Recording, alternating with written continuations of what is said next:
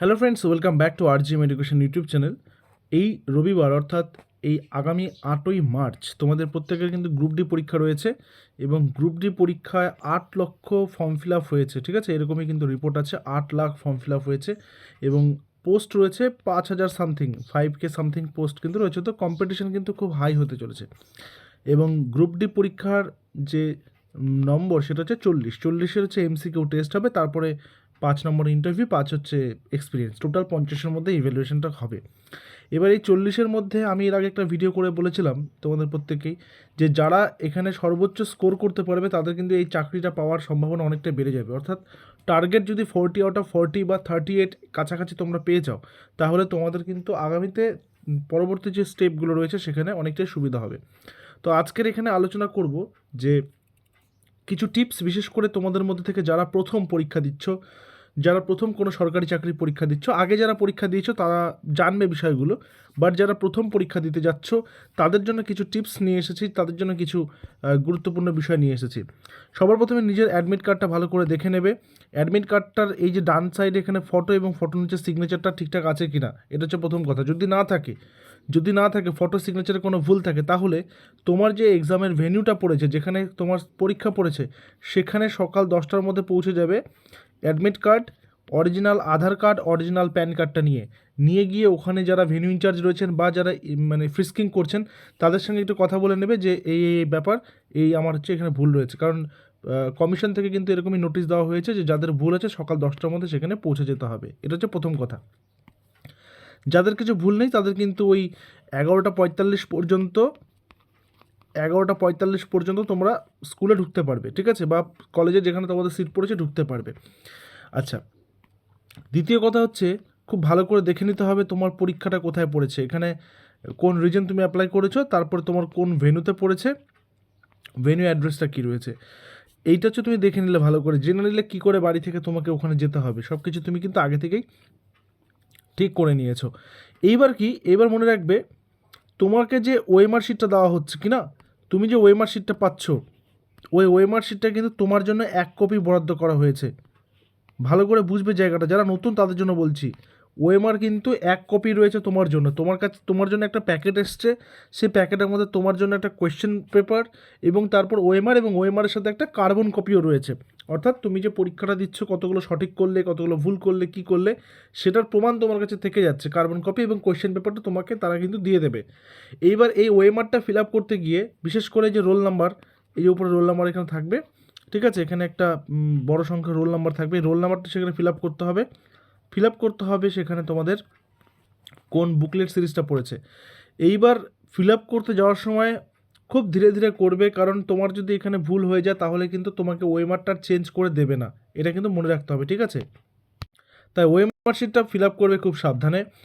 আচ্ছা, pen, black বা blue pen তুমি নিয়ে যাও, ঠিক আছে, পেন নিয়ে যাবে, কিন্তু সেটা যেন ট্রান্সপারেন্ট হয়। ট্রান্সপারেন্ট না হলে সেই পেন নিয়ে কিন্তু ঘরে ঢুকতে দিচ্ছে না।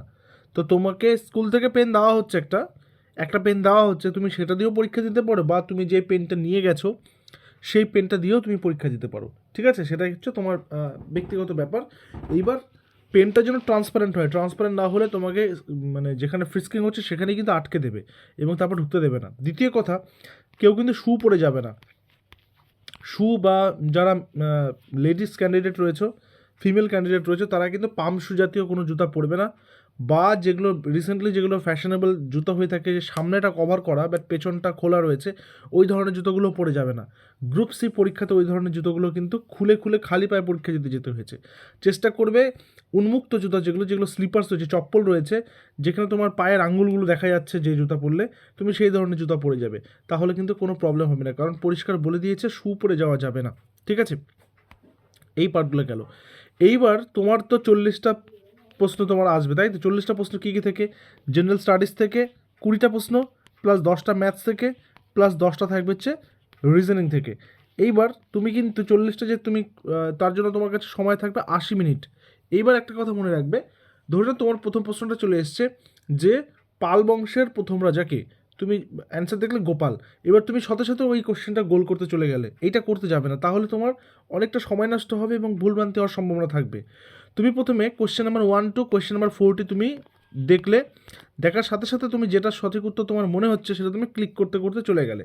এবার মনে করো 40-এর মধ্যে তোমার 25টা কোশ্চেনের অ্যান্সার তুমি প্রথমবারের মধ্যেই সঠিক করে ফেলেছো, কোশ্চেনের মধ্যে মার্কিং করে ফেলেছো। এইবার তুমি কি করো, ওএমআর শিটটা নাও, নিয়ে এই পার্টিকুলার 25টা কোশ্চেন তুমি গোল করো, অ্যান্সার করো। তাহলে তোমার 25টা হয়ে গেল, বাকি থাকছে 15। এইবার তুমি সেই 15টা কোশ্চেন একটা একটা করে সলভ করে একটা একটা করে গোল করো। তাহলে তোমার একটা কনফিডেন্স লেভেলও বুস্ট হয়ে গেল যে 25টা কোশ্চেন আমি অলরেডি করে নিয়েছি, বাকি 15টা কোশ্চেন তুমি এক এক করে করতে থাকো।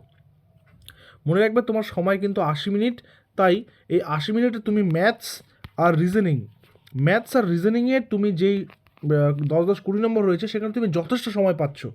তুমি প্রায় সেইখানে কিন্তু তুমি চেষ্টা করলে তুমি সেখানে 50 মিনিটও সময় দিতে পারো এই 10-10-20 নম্বর সলভ করার ক্ষেত্রে, কারণ তোমার বাকি কিন্তু অত সময় লাগবে না জিকেগুলো করতে বা জেনারেল স্টাডিজগুলো করতে, বা যেখান থেকে কম্পিউটারে কোয়েশ্চেন আসবে বা যেখান থেকে হিস্ট্রি, জিওগ্রাফি, পলিটিক্স কোয়েশ্চেন আসবে। ঠিক আছে, তো এইখানে সময় ম্যানেজমেন্ট, টাইম ম্যানেজমেন্টটা কিন্তু করবে। আমি একটা কথা তোমাদের বলে রাখি, গ্রুপ সি পরীক্ষাতে একটা কী হয়েছে, ম্যাথসগুলো অনেক বড় বড় দিয়েছে, বড় বড় দিলেও সেখানে কি হচ্ছে, সেখানে না ক্যান্ডিডেটসদের হাতে প্রচুর সময় ম্যাথসগুলো করার, কারণ 1 ঘন্টা 40 মিনিট সময় ছিল, এখানে 1 ঘন্টা 50 মিনিট সময় ছিল, এখানে 1 ঘন্টা 20 মিনিট সময় রয়েছে 40 নম্বরের জন্য। তাই তোমরা কিন্তু সেটা ভালো করে করবে। আর ভেন্যু কিন্তু সকাল 11টা থেকে রিপোর্টিং টাইম, এবং 11টা 45 অবধি ঢুকতে পারছো। আচ্ছা, আরেকটা বিষয়, ছেলেরা যারা যারা আছো তারা চেষ্টা করো বেল্ট না পরতে, বেল্ট পরবে না। কোনো গলায় চেন থাকলে সে চেন, হাতে আংটি থাকলে আংটি, এগুলো না পরে যাবে না। ঠিক আছে, ফিমেল ক্যান্ডিডেটও চেষ্টা করো অর্নামেন্টসগুলো না পরে যাওয়ার, কারণ কিছু কিছু স্কুল থেকে রিপোর্ট আসছে যে সেগুলো খুলে খুলে যেতে হচ্ছে, বিশেষ করে যদি গোল্ড অর্নামেন্টস হয় সেটা খুলে তুমি কার ভরসায় রেখে যাবে। ঠিক আছে, সেই কারণে চেষ্টা করে এগুলো। আর ব্যাগ নিয়ে কিন্তু ঢুকতে দিচ্ছে না, ব্যাগটা চেষ্টা করো ক্যারি না করার। আচ্ছা, আর ডকুমেন্টস তুমি অরিজিনাল নেবে, আধার কার্ড হোক বা প্যান কার্ড হোক, যেটাই হোক, কারণ অ্যাডমিট কার্ডের সঙ্গে অরিজিনাল একটা ডকুমেন্টস তারা কিন্তু দেখছে গেটে। এই বিষয়গুলো রয়েছে, বিশেষ করে যারা নতুন একেবারে প্রথম পরীক্ষা দিচ্ছ তাদের জন্য এই ভিডিওটা কিন্তু করা। তোমাদের প্রত্যেকের পরীক্ষা খুব ভালো হোক। এবং আরেকটা কথা, পরীক্ষার পর অর্থাৎ 8 তারিখেই আমরা কিন্তু অ্যান্সার কি পাবলিশ করব আমাদের এই চ্যানেল থেকেই। ঠিক আছে, অ্যান্সার কি আমরা তোমাদের জন্য জানিয়ে দেবো। 40টা প্রশ্নের 40টা সম্ভাব্য উত্তর কী হতে পারে, যেমন আমরা গ্রুপ সিতেও করেছিলাম। সেই জন্য তোমরা কিন্তু সঙ্গে থাকতে পারো।